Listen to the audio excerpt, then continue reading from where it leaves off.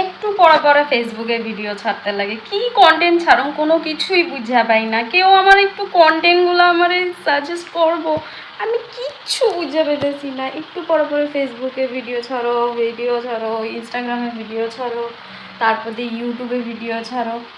একটা মানুষের তো মানে মানে ভিডিও বাদে আর অন্য কিছু ভাবতে লাগে না, সারাটা দিন ভিডিওর কথাই ভাবতে থাকি, সারাটা দিন এই ভিডিও ভিডিও ভাবতে ভাবতে ঘরের কাজ কিছুই করা হয় না। এই যে ঘরের কাজ পড়ে রয়েছে, বেড গুছানি হানি, তারপরে দিয়ে সারা রান্নার ঘরের কাজ পড়ে রয়েছে, তারপরে দিয়ে কত কাজ। আমি খালি এটাই চিন্তা করতেছি সকাল থেকে, ঘুমের থেকে উঠে যে কী ভিডিও ছেড়ি, সকাল থেকে খালি ভিডিওর কথাই ভাবতেছি, আর অন্য কোনো কিছুই ভাবনা চিন্তা নাই। কি যে করি আমি, কারে যে কি কই, বন্ধু আমারে কেউ অল্প সাজেস্ট করো, ইউটিউবে কি ভিডিও ছাড়ি, ফেসবুকে কি ভিডিও ছাড়ি, ইনস্টাগ্রামে কি ভিডিও ছাড়ি।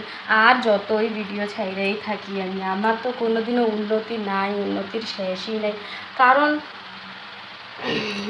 আমার তো কোনো দিনও আমি ভাইরাল তো আর হবো না, আমি জানি। আমারও তো সবাই, কেউ আমার দেখো না তোমরা, তাই তো আমি আর এত মানে ভাববেই পাই না আমি কি বানাবো না বানাবো। তোমরা আমার দেখলে তো কথা না, কেউ দেখতেই চাও না তোমরা আমারে কেউ।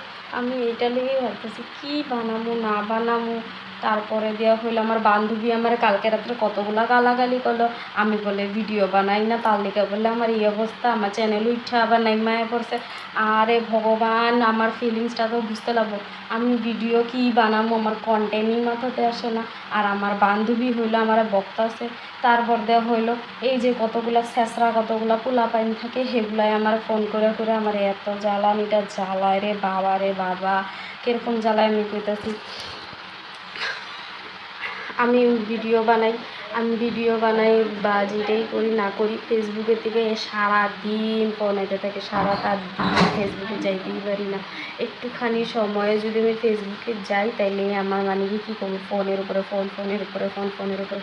আরে তোদের কি স্পেস লাইফ কি নাই নাকি, যে আমার স্পেস লাইফ, আমারও যে আমার লাইফে থাকা যাচ্ছে। আমি কি করতেছি না করতেছি আমি বুঝতেছি না, আমি জানি না। আমি জাস্ট আমার ফিলিংসটা শেয়ার করতে চাইতেছি, ফিলিংসটাও শেয়ার করতে পারি না, আমি কথাই কইতে পারি না। এরকম অবস্থা হয়ে গেছে আমার যে কি যে হইব, আমার কোনো কিছু হইব না।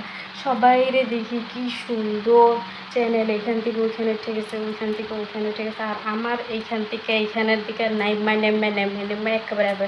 আমার একটা ইনস্টাগ্রাম আইডি আছে আগে, টিকলি কি জানি 567 নাকি কত ছিল জানি, ভুলাও গেছি। ওইটাতে আমার ফলোয়ার্স ছিল 4000-এর উপর। ওইটা আস্তে আস্তে কমতে কতটা জানি আসা বসে। আমি ওই অ্যাকাউন্টটা বন্ধ করে দিছি, আমি ডিমোটিভেট হয়ে যাইগা।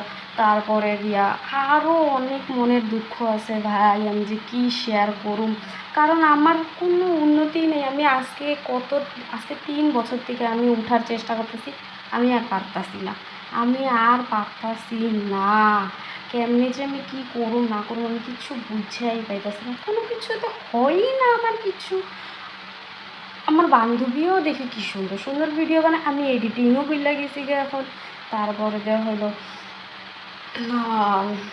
আমার বান্ধবী আমার কালকে বকাবকি করে, আমি বলে ভিডিও বানাই না, এটা করবো ওইটা করবো, কী করবো ভিডিও, কী করবো। আমি সাজতে ভালো পাই না যে সাজ্জা ভিডিও বানাবো, আমার বান্ধবী তো ডেলি সাজ্জা ভিডিও বানালো, কিন্তু আমি তো পারি না।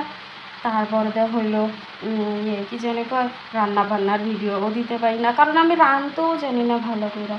তারপরে দেওয়া হইলো খাওয়ালোর ওরকম ভিডিও ছাড়তে পারি না, হাজব্যান্ডের খারাপ লাগে।